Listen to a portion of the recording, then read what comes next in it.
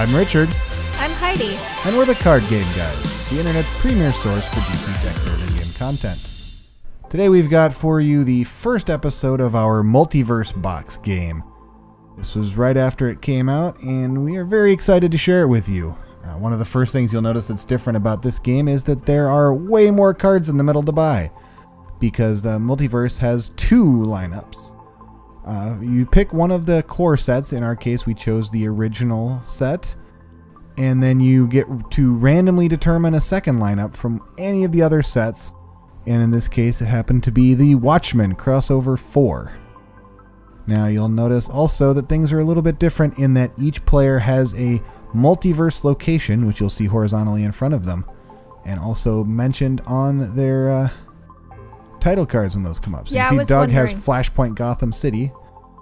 The first event card, which you'll see next to the second lineup, which is called the event lineup, you'll see the first one is Convergence. And so this version of the game is roughly based on the Convergence crossover, where teams of individuals face off to compare different settings in the DC universe to see which would get to survive. So sounds complicated. Sorry. It kind of is. Yes, it plays out way less complicated than it sounds. So each of us, in addition to having the multiverse location, also has a team of 3 champions represented by the supervillains from the regular game. You'll see that I, in the bottom left, am represented by Clock King, and Doug by Graves, Steven by Captain Cold, and Matthew by Swamp Thing, being one of the superheroes. Right, so that's different from than your hero. Yes. What we're trying to do, partially, is to defeat each other's champions. Okay. And if you actually lose all 3 of your champions, which are each cost 9, 10, and 11 respectively, then you lose the ability to use your multiverse locations ability. Okay. And how did you figure out what locations you guys were going to do? Was that random? That was random, yes. So now we see Matthew getting a really solid pull on Sally Juspacek, with 5 cards coming up before he had to stop and none getting destroyed. Okay. So that's a pretty good turn for him. I did want to note that because there are all of the champions for us to face down, there is only 3 supervillains in the supervillain stack, but their costs can get kind of outrageous, and some of them have harsh penalties attached to them. Like you'll see Brainiac, who we're facing right now, his stack ongoing is if a player's final champion is defeated, the game ends immediately. Okay, so you don't want to defeat someone else's final champion if you can't defeat him, is what you're saying. No. What you don't want to do is to defeat somebody's final champion if you don't think you're winning. Okay. So if you're off on a really hot streak and you get, high power early and you think you can defeat, and you get to defeat all 3 of your opponent to your left, because you always confront to the left. If you think you can it's not anyone's. It's just right. If you think you can defeat all of them before Brainiac is gone and you think you've got the top points, you're probably right if you're going that quickly. So this is a lot more like personally attacking other players, in a sense that, I mean, the regular game is competitive and you are trying to beat each other, but... Yes. And there are several mechanics whereby the first appearance attacks of your champions will matter. And in fact, each of the multiverse locations interacts with that in some way. Okay. We'll watch for one of those coming up. But, for example, we'll use myself as an example. I had Hub City, which is if on my turn I play 2 attacks and or defenses in any combination, I get to use my champion's first appearance attack. Okay, so the locations are not identical either to locations. Right. They don't work anything like a normal location, except that they're always in play until you lose all your champions. Okay. If memory serves, they all interact with your champion's first appearance attack, which is why that if you run out of champions, you lose the ability to use them. You just flip it face down. Sure. Which you'll no doubt see later in this game if you pay close attention. But so you have 3 champions and you're just using the top one right now. Right. You only get one of them at a time.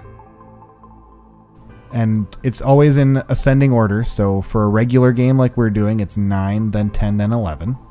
Okay. Which is why around the outside you'll see the costs of the champions being portrayed, because that gives you an idea of how well somebody's doing. If they've still got their 9 champion up late in the game, they're probably doing pretty well.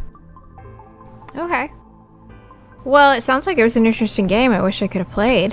It was an extremely chaotic game, and we'll see some of the drama come about later. And we did a really good job of finding some of the weaknesses of the game system. But we'll get to that later. Right now, things are cruising along pretty well, and people have been buying some of the cards in the event lineup, even though almost all of them were cost 6 and 7. So that's definitely an interesting dynamic for our first game, to get Watchmen as the random one, where most of the cards are pretty expensive, and we got a lot of them. But you guys are actually managing to be able to buy them. So. Yeah, we've been having pretty good turns in terms of power. I mean, I saw 5 there, even though they took a 3 and a 2. Mm-hmm. Well, you'll see what Matthew did that because of his multiverse location. If he buys cards from different... Oh, sorry, it wasn't Matthew's turn. But that you'll see Matthew doing that in the course of the game because of his multiverse location. If he buys cards from each lineup, okay, he gets to do his first appearance attack. Okay. So you'll keep an eye out for that, because there will be times where you're wondering, why is he buying those 2 particular cards? They've got nothing in common, and it's just to trigger that extra attack. Sure. It should be noted that with the multiverse location, you have to choose an opponent to be hit by the attack. You don't just hit everybody. That would be ridiculously strong. Okay, so the attacks only hit one person. Yes. And I will say Doug would have completely rolled us if it was otherwise. Now, I mean, is it a benefit really realistically to attack someone who's not to your left? It can be. Especially if one person is having a better game than everybody else. Trying to kind of pile on them can make a big difference. Not a bad Moloch the Mystic there for Matthew. You'll see he destroyed what was a vulnerability and managed to get rid of an actual VP card with it. So, oh, wow. It could have been a lot better for him, but still it matters. Vanishing Point. Yep, that's one of the new cards from the new set. A lot of them will interact with different sets that cards can come from. So you can have more than one location, apparently. Those are the regular locations. Okay. The multiverse locations, you'll see, have the green bar across the top and are horizontally aligned and oversized like a superhero card. Okay, but the regular locations are still available to buy then out of the stack. Yes. And you'll notice here, Matthew just defeated my champion, at which point everybody who's not me has to face his first appearance attack. So everybody's going to put one equipment that they control in their hand into the lineup. One of the interesting dynamics here is all the cards that he played, he controls right now. So he has to put one of them in, even though he has no hand. Because one of the rules when you're trying to beat a champion is you can't before you decide whether you beat them, you can't have any cards left in your hand to play any sort of shenanigans after you say you're trying to beat them. So you have to play out your whole hand before you can actually try to determine whether you're going to beat them. Okay. Because there are tricks that you can use to boost it. Some of the events can play with the cost of the villain. If you happen to get into the rivals cards, any blocks in there work just like they do in that game to increase the cost of your champions. So there are some things that can mess with the dynamics. So you have to decide when you're all out of cards and you can't play any tricks, whether you're going to try to defeat the super villain or your opponent's champion or not. Okay, now why does one line of cards have a whole bunch and the other does not? Okay, that is a very good question. The event lineup does not replenish. When it runs out, you're gonna get a new event, and you're gonna randomly pick which set the new lineup comes out of. Okay. Yeah, if we hadn't had Watchmen, where we have all of these expensive cards, we probably would have been on like our 3rd or 4th event by this point. Sure. Well, probably is a bit of an overstatement, but still. And now we see Doug triggering his ability to use his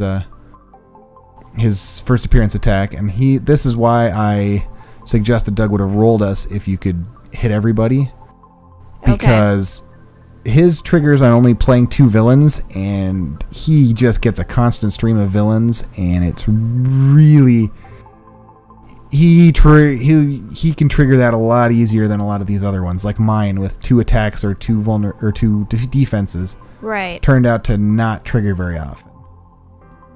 And so now that we've got a new event, you'll see that there is an ongoing effect of that. Where now all hero cards in your hand have the ongoing ability of being a defense. Okay. So if you've already bought some heroes, you're thinking, yay! Mm-hmm. And it has an interesting mechanic of when you use it as a defense, you could end up placing the top card of your deck into that lineup, which would keep this ability around longer. So if you have a bunch of heroes, you could end up having a deck that's basically all defenses. Okay, so because that's not going to go away, is what you're saying. It doesn't go away until the event lineup is used up, which if you keep placing extra cards in it, you could hypothetically keep it full. Sure. Yeah, I can see why for some people you would want to. For other people, might as well get a new event. Yeah, well, and there we see a pretty strong play getting a Mystic Bolts on top of the deck for Matthew, which is pretty strong. Now here, we've got Hollis Mason, one of the cards from Watchmen. It destroys all non-equipment cards in the lineup. Now, any card that says in the lineup, you can use for either lineup. So you could pick the regular lineup or the event lineup. But even though it says to replace them, you wouldn't replace them if you chose the event lineup. Okay. Event lineup cards are never replaced. Well, except by what you were just saying. They're replaced. Well, until you get a new event lineup is the point. Right. Oh, I'm sure someone's looking at Blue Beetle thinking, oh, to already have him in my hand right now. Here's the good part about Blue Beetle right now. He has defense. You may discard this card to avoid an attack. If you do, reveal the top card of your deck, draw it, or place it in this lineup because it is a hero. Right.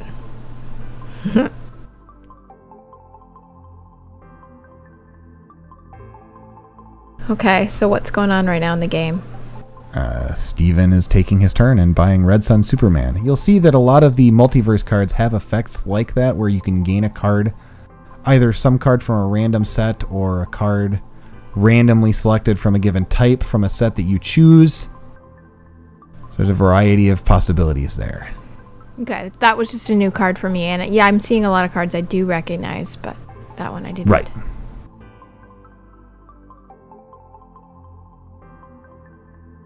Okay, so you're the only one with a supervillain. Or, sorry, I'm going to say that wrong. Champion defeated. Yes, at this point. But I'm guessing that won't stay true for very much longer. We'll just have to wait and see, won't we? A lot of things can happen. Okay, so Matthew's playing right now. Yep, he's playing Rorschach. So, oh, that's a nice swing, turning a punch into a utility belt, getting extra power. And that lets him do his thing where he would have anyway, but he gets to trigger his multiverse location and make an attack on Doug. Because Doug doesn't have a location to use, so he's just going to get a weakness. Okay.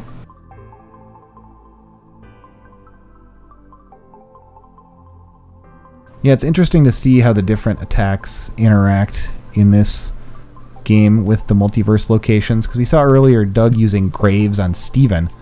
Now, Graves, because it uses comparisons, you're always going to, if you decide to pick a card that's got a cost on it to destroy, you're going to always be higher than any other player because you're the only one destroying, so you'll get to draw the 2 cards, which is what Steven did. So there's interesting ways that some of them will work. And then, like, with the superheroes from the Forever Evil and Crisis 3 being in the mix, you can hit weird scenarios where, say, Constantine comes up and the player loses 3 VPs or gains a weakness if they can't. And a lot of the time, people aren't going to have VPs, so it's dishing out weaknesses pretty handily. Sure. And of course, there's Swamp Thing, which Matthew is just using to pick on the guy who doesn't have a location and make him get a weakness. Or he could use it on Steven, the one guy with a location, to try to get rid of the location. So you've got a choice in that sense. By location, you mean the regular location, yes. You can't interact with the multiverse locations that way. Right.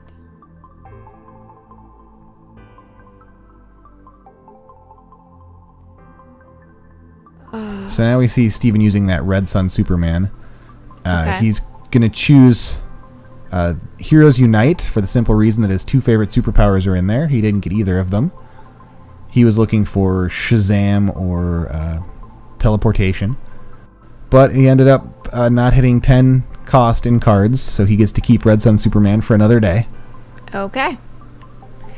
See, he would have been getting rid of Red Sun Superman if he'd gotten... It says if the combined cost is 10 or greater, destroy Red Sun Superman.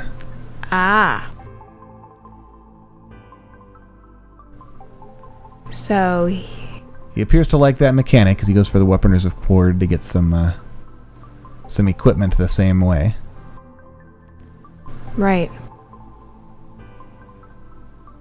Yeah, Steven likes to gamble like that. Yes. Matthew strangely decides not to destroy Gorilla Grodd off the top of his deck with the Mystic. Walk the Mystic. T-Spheres, he names Gorilla Grodd. I wonder why you thought that was on near the top of his deck. Bold strategy.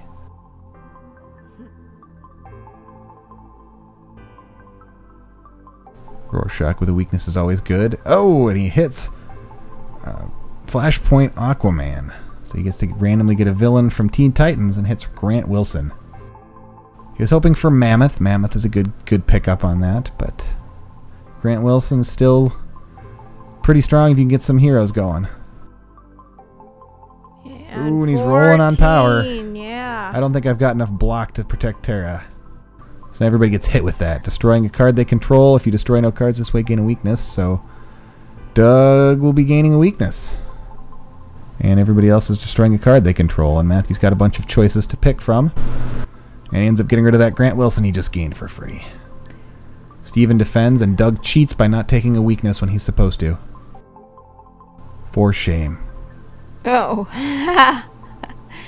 Now, also, I'm noticing, so then you can't defend against an attack against your champion. Oh, you don't have to. Against an attack against... If your champion leaves, your champion hits everybody else, not you. Okay. But what I'm saying is, it's not an attack that you can defend Right, it's not an attack. It's a confrontation, like in the Rivals set. So if you, like I said earlier, if you have blocks from the Rivals set, you can actually up your cost for that. Okay. But him having a 14, I would have had to have a lot of block to keep her around. Sure.